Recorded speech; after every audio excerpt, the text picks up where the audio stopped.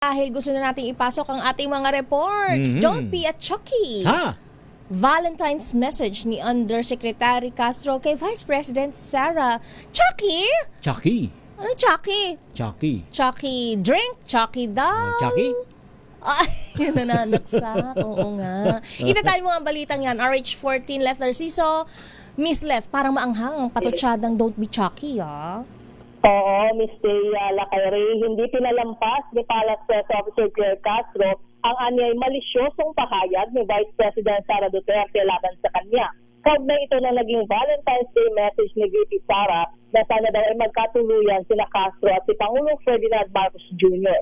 Sa press briefing, sinabi ni Yusek Castro na hindi ito asal ng isang leader na dapat hangaan o ilagay sa pedestal ng publiko. Ang mga ganito anyang pahayag ay puno ng insinuation at immoralidad, lalo na parehong may pamilya ang Pangulo at siya.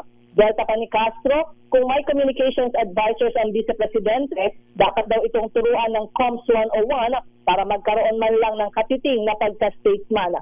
Sa huli, nagbigay rin ng mensahe si Castro para sa Vice Presidente ngayong Valentine's Day. Pakinggan natin si Yusek Castro. Ang aking message, Valentine message sa kanya, VP Sara, spread love. Not fake news, not immorality. Don't be a Chucky.